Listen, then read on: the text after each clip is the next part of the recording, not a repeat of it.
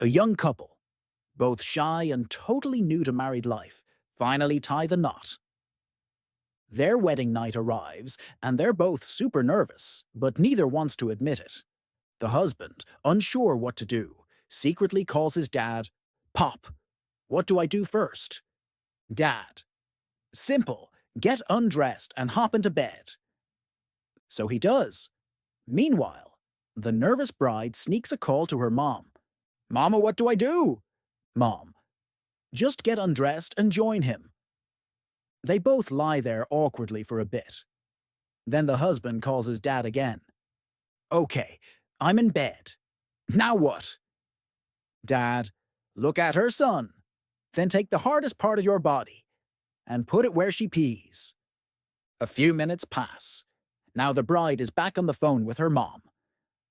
Mama, he's in the bathroom with his head in the toilet.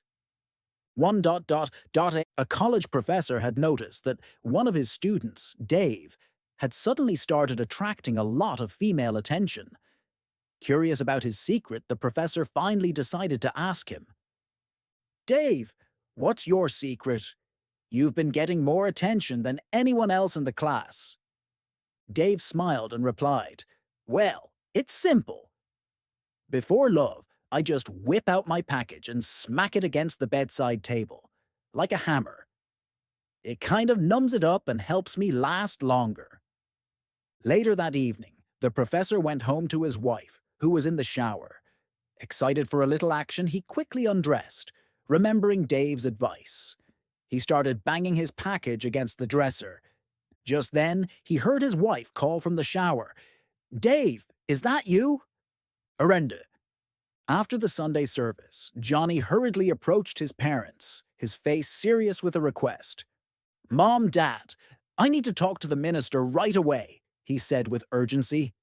His parents nodded, smiling at his eagerness, and they all made their way to the pastor, who warmly greeted them.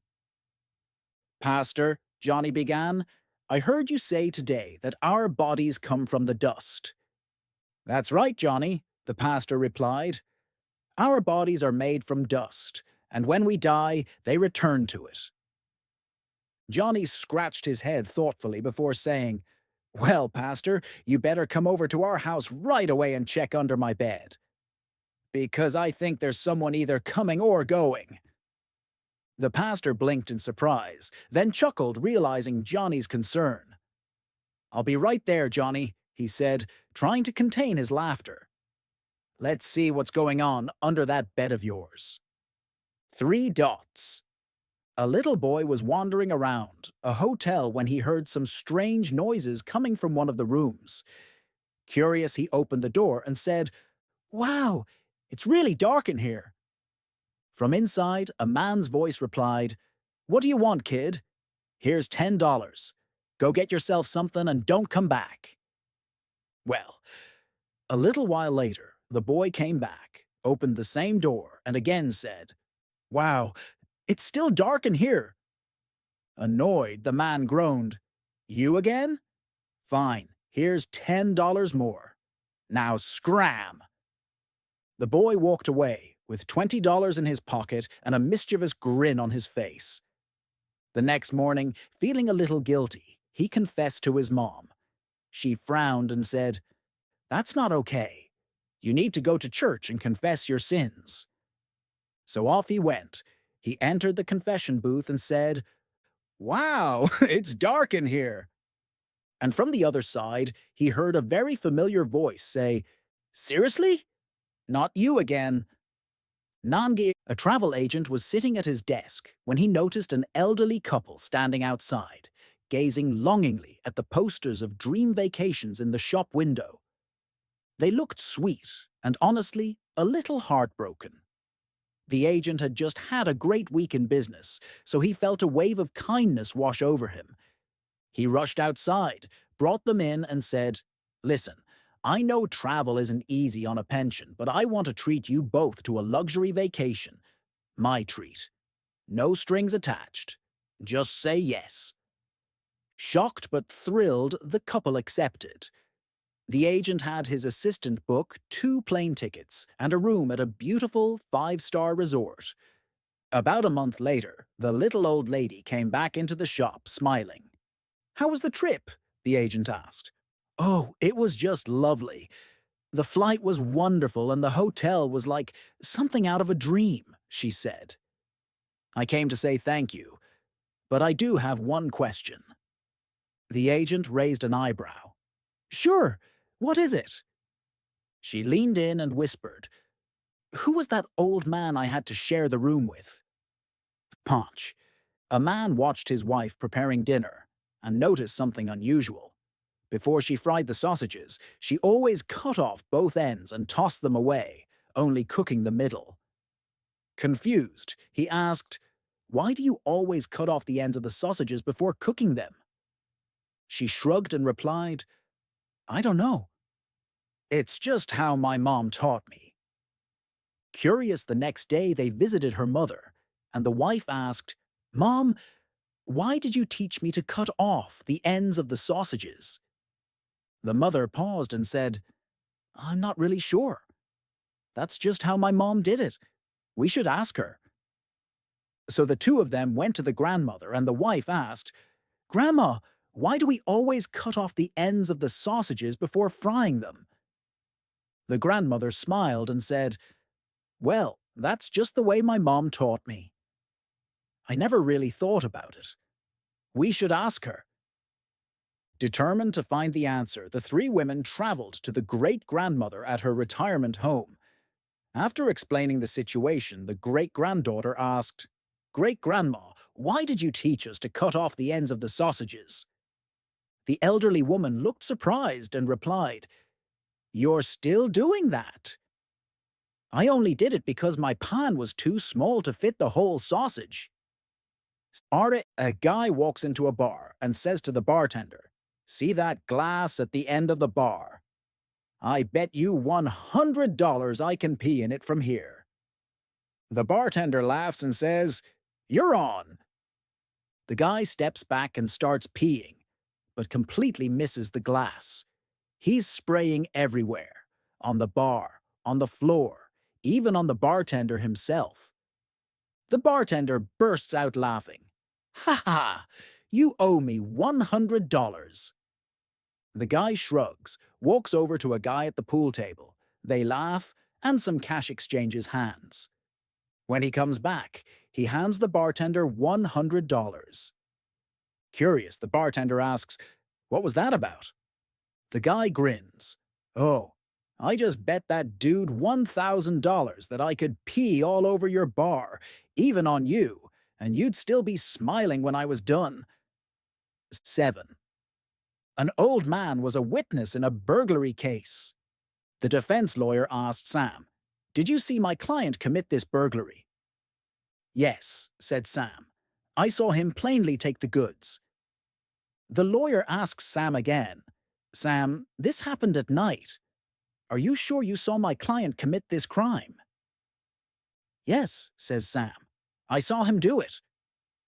Then the lawyer asks Sam, "Sam, listen, you are an 80-year-old and your eyesight is probably bad. Just how far can you see at night?" Sam says, "I can see the moon." "How far is that?" Yet a man lay on his deathbed, surrounded by his loving family, his devoted wife and 4 children. 3 of the kids were tall, athletic, and strikingly handsome, but the youngest was, well, let's just say, not quite the same. With his final breath, the man turned to his wife and whispered, "My love, please tell me the truth. Is our youngest child truly mine? I can handle anything. I just need to know before I go." His wife smiled softly, took his hand and said, "Yes, my darling, of course, he is absolutely yours." The man sighed in peace and passed away with a smile on his face. The wife looked around and took a deep breath and quietly said to herself, "Whew, good thing he didn't ask about the other 3. 9. After his checkup, the doctor smiled at the elderly man and said, "Well, you seem to be in great shape. Any health concerns on your mind?" "Actually, yes, Doc," the old man replied. Every time I make love to my wife, after the first round, I'm hot and sweaty. But after the second time, I'm freezing and shivering. What's up with that? Curious, the doctor decided to examine his wife as well. After finishing, he reassured her, "You're in perfect health. Do you have any concerns or questions for me?" She shook her head. "Nope, I'm all good." The doctor scratched his head. "Well, your husband mentioned something odd. He says after the first time you make love, he's burning up, but after the second time, he's shivering like it's winter. Any idea why?" The elderly lady rolled her eyes and chuckled. "Oh, that silly old man. That's because the first time is in August, and the second time is in January." But first day on the job, and this trainee already knows how to handle the big boss.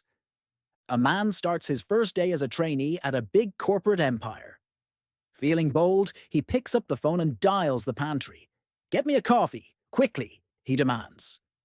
But, oops, he didn't dial the pantry. A voice on the other end snaps back. "You fool! You've dialed the wrong extension. Do you even know who you're talking to, Dumbo?" "No," the trainee replies. The voice on the other end huffs. "It's the CEO of the company, you fool." The trainee thinks for a second, then shouts back, "And do you know who you're talking to, you fool?" The CEO, now totally confused, asks, "No, who?" The trainee replies, "Good," and hangs up.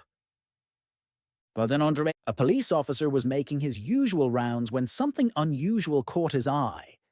A trail of $50 bills scattered along the sidewalk, leading into a dimly lit alley. Intrigued, he followed the money trail and soon spotted an elderly woman struggling to drag two heavy trash bags. One of them had a tear, leaking $50 notes onto the pavement. "Excuse me, ma'am," the officer called out. "Looks like one of your bags has a hole in it." The woman turned, saw the money, and gasped. "Oh dear, thank you, young man. That could have been a disaster." The officer nodded, but curiosity got the better of him.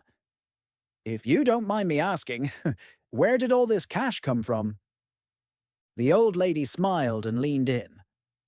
"Well, you see, officer, I live in that nice house at the end of the street, right next to O'Malley's pub. Every night, those drunk hooligans stumble out and, pardon my language, relieve themselves all over my garden fence." She huffed, shaking her head. "I got tired of it. So last night I stood outside with my garden shears and said, 50 bucks, or I snip." The officer burst into laughter, picturing the terrified drunks handing over their cash. "That's honestly brilliant." As the woman turned to leave, the officer, still chuckling, gestured to her second trash bag. "So, is that one full of money too?" The old lady gave him a sly smile. "Well, officer, let's just say not everyone paid." A man walks into a pet store and says, "I want a pet that can do everything." The owner suggests a dog. The man shakes his head. "A dog? Nah." The owner says, "Okay, how about a cat?" The man rolls his eyes. "Definitely not." "I need something more impressive. I mean everything." The shop owner thinks for a second and says, "I've got just the thing, a centipede." The man blinks. "A centipede? Seriously? Fine, I'll give it a try." He takes the little guy home and says, "All right, first task, go clean the kitchen." 30 minutes later, he checks the kitchen, and it's spotless. Dishes done, counters shining, floor sparkling. The man is amazed. Next, he tells the centipede, "Now go clean the living room." 20 minutes later, the carpet's vacuumed, pillows are fluffed, furniture dusted, even the plants are watered. The man is blown away. "This is the best pet ever. It really can do everything." So finally, he says, Hey, buddy, run down to the corner store and grab me a newspaper. The centipede walks out the door. 10 minutes go by. No centipede. 20 minutes. Still no sign. 30 minutes. Nothing. Now the man's getting worried. At 45 minutes, he opens the front door, and there's the centipede just sitting there. He says, "Hey, I told you to get me a newspaper 45 minutes ago. What happened?" The centipede looks up and says, "I'm going, I'm going. I'm just putting on my shoes." But the Mundra. A young woman leaned in close to an old man at the bar. "Come on, sir, just give it a try," she teased. The old man shook his head. "No, sweetheart, I just don't think I can do it." She smiled playfully. "Oh, come on. Just one little attempt. I know you've got it in you." Finally, the old man sighed, stood up, and gave it everything he had. An hour later, she lay there, exhausted, catching her breath. "Wow, you had me fooled. You said you couldn't do it." The old man wiped his forehead and grinned. "Oh, I was talking about paying for it." 14. An old cowboy moseyed into a Starbucks and ordered himself a cup of coffee. He found a seat, tipped his hat back, and started sipping. Not long after, a young woman sat down beside him and asked, "Excuse me, are you a real cowboy?" The old man thought for a moment and said, "Well, ma'am, I've spent my whole life breaking colts, herding cattle, fixing fences, branding calves, mending tractors, sleeping under the stars, and wrangling just about everything on four legs. So yeah, I reckon I am." The young woman nodded and said, "I'm a lesbian. I spend most of my day thinking about women. I wake up thinking about women. I shower thinking about women. I eat, watch TV, work. No matter what I'm doing, I'm always thinking about women." The cowboy tipped his hat politely, and they both sat in silence sipping their drinks. A little while later, another man came along, sat on the other side of the cowboy, and asked, "Are you a real cowboy?" The old man looked up and said, "Well, I thought I was, but turns out I might actually be a lesbian." Mundra. Mom, I have to tell you something amazing that happened today." "What is it, sweetheart?" "Today at school, they sat me next to a boy who was sick. He doesn't talk and just shakes his head in a strange way. No one wants to talk to him. Some kids laugh at him and others are even afraid of him. But today, he grabbed my hand, and for the first time, everyone saw him smile and look truly happy." "How did that happen?" "I don't really know. I just showed him the sharpener we bought yesterday. Then I gave him a brand new pencil, and we sharpened it together. He held the pencil, and I held the sharpener. Mom, I almost cried when I saw how much fun he had. He couldn't stop laughing. I really hope I get to sit with him again tomorrow. I already packed extra pencils in my bag so we can sharpen them together." We raise our children through our actions. Empathy, kindness, and respect. Only with these values can we make the world a better place. 16. Bob the Builder dies and goes to heaven. But on the way, he's kidnapped by Satan and dragged down to hell. After a while, God realizes Bob is missing and phones Satan to complain. "Well," says Satan, "he's doing a couple of little jobs for me, just a bit of decorating, then I'll send him up to you." Time passes. Still no sign of Bob among the choir invisible. God calls Satan again. "Okay then," Satan says, "but I just need him to finish some plastering. Then he's all yours, honest." More time passes. Bob still hasn't collected his cloud and harp. Enraged, God calls Satan again. "Look," pleads Satan, "just a bit longer. I need him to put aircon in the Jane Austen wing, and I reckon we're going to need another extension soon. And then, enough!" Storms. God, Send him to me immediately, or I'll sue. Oh, yeah, replies Satan. And where are you going to find a lawyer up there?